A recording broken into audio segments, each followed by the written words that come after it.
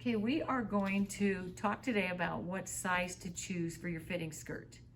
So I'm actually going to make a skirt for my friend, and so I took her measurements and I wrote them down here. And we'll be doing that in class, so just come prepared to do measurements, but you've all done lots of measurements, so we'll do that in class. But let me show you what I have here for her measurements. So for her waist, she's 32 inches. Her full hip is 40.5. And then if the person, well, if you have a little bit of extra thigh that sticks out a little bit beyond your hip, then if you take a ruler and put it flat up against the hip or the thigh, then you can go up to the hip and see if there's a difference between your body and the ruler. So I did that with her. She has just a tiny bit, not much. And I noticed that there was about 1/4 of an inch. And so then if I took that 1/4 of an inch and times it by 4, so that it would go all the way around, that would be an inch. So her full hip is 40.5 plus the 1. And then her high hip is 37.5 and her hip depth is 7. And then you want to get the length. You want your length from your waist to where you want your skirt to end. So we're just going to go ahead and do your fitting skirt with that length, and it will be easier when you do your actual skirt. Okay, so now I have these numbers. Let's go to, this is our fitting pattern that we're going to use, and we have all of the patterns cut in every size and laminated. So what we're going to do is we're going to go to the body measurements on the back. So her skirt, so waist is 32. So let's go over here to waist and find 32, and it's like right here. Okay? And then her full hip is 40.5. If I add that extra inch just to make sure I can get around the thighs, that's 41.5. So here's 40 and here's 42. So she's kind of in between. So I'm just going to put a little mark there. And then high hip, hip depth, it's not on here, and length. So I've got those two numbers. Now, one thing I want to do is find out how much ease we want. So in your fitting skirt, 2 inches is plenty good. But if you like a skirt that's a little more full, a little more room, then you may want 3 inches. So really, your hip, you can have 2 to 3 inches. But what I want to find out is if I go with the size 18, how much ease have they added? So if my hip here is 42, size 18, I'm going to follow this down, finished garment measurements, and it says here, measurement at the hip line for the skirt. So that's the last number. Here's 18, and it's 46. She measures 40.5. I'm adding a little bit of extra for her thighs. That's 41.5. That's a lot of ease for a fitted skirt, because that's 41.5, 42. That's like 4.5 inches. Now, what if I went down a size? But is the best idea to go down a size or to take this and alter it? Well, I'm just going to see what this one looks like. So this one is 42 inches with ease. So if I take the 41.5 and I add 2 inches, that's 41.5, 42.5, 43.5, and the size 16 measures 44. That seems more in line with what I want. So I'm going to use my hip measurement as my main number that I go off of, because this skirt's kind of built around the hip measurement, where the bodice is built more around the bust. So if I do a size 16, wait, okay, I got to follow this. 16. I'm going to write that over here because I might forget, right? So put it on, size 16. And what that means for me, so let's just think about the alterations here. Her waist is 32, and this measures 30, so I need to add 2 inches. But I don't know what the ease is. So I'm first going to measure the pattern. So I have a size 16 here. And this is more kind of how it gets put together. But what I'm going to do is I'm going to measure the waist. So I know what the waist is, because they don't give us that. And then I'm going to look at that compared to her. And I want, for ease, I want 1 or, that's an O, or 1.5 inches of ease for ease. So 32, I need 33 or 33 and a half. So I'm going to measure this and then I can decide what I need. Because I'm going with the 16, I feel pretty comfortable with my hip measurement. And my high hip is less than my full hip, so I'm fine there. Some people have a high hip that's the same as their full hip or even more. If that's the case, then we have to go off of this high hip number. So I'm going to go off the 40 and a half plus the 1 and then the length. So to measure the length, of course, you're just going to go down center back, or you could even go down the side seam. Now, what I want you to remember is these are slopers. Slopers do not, they're kind of slopers because they have the darts in them, but they don't have seam allowance. So on the front, I'm going to put the center front on the fold.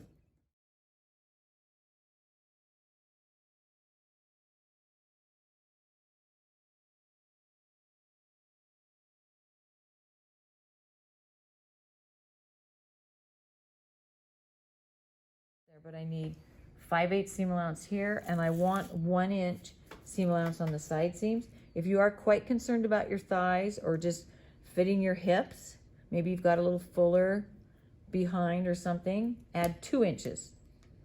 And if you'd like to add 1 inch on this side, you can.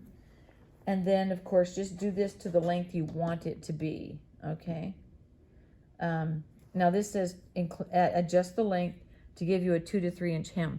If you go ahead and add that now, then you'll already have it there for your actual skirt, because we like a 2 inch hem on your skirt. So once you find your length, then you might want to go ahead and add that 2 inches. Okay, so then now when I alter this is a little different because we've taught you the seam method, which means you cut off your seams. Well, guess what? This has no seams. So all I have to do, once I trace this, then I'm going to take the waist, and let's say I need to add 2 inches because she's 32 and this measures 30 with this size. Of course, I'll check it, but let's say that's the one. That means I need 2 inches divided by 4. So that means all I do is go out 1/2 inch here and then duplicate this curve down to my full hip. So then I'm basically just redrawing this line, okay? So if I redraw this line, so that's how I'm altering. I'm altering it by redrawing this line. And then I'll figure out my length. And one thing I want you to do on your darts, use this inside dot, because these make them slanted. And a straight dart, straight from center back, is a much better dart for the fitted skirt, what we're doing. The only time I would slant it is if there was a lot, depending on their high hip. So let's redraw. So put this in here and then put these two here. You can do this here and then redraw that dart. Okay, and here's a longer dart and a narrow, like a shorter dart. So of course, we will be adjusting those with your fit to make sure you get the right fit. But I think starting out with this one that's circled will be better. Okay, and then let's go over to the front for a minute. Okay, now on the same thing on this one, I would redraw the dart to match this circle here, because then it will be straight from center front. Okay, now when you cut this out for your skirt, you're going to cut center front on the fold. But for your fitting skirt, you're going to do the same thing, actually. I just remembered something that I want to make sure I clear up. On your fitting skirt, we do pin it in the front.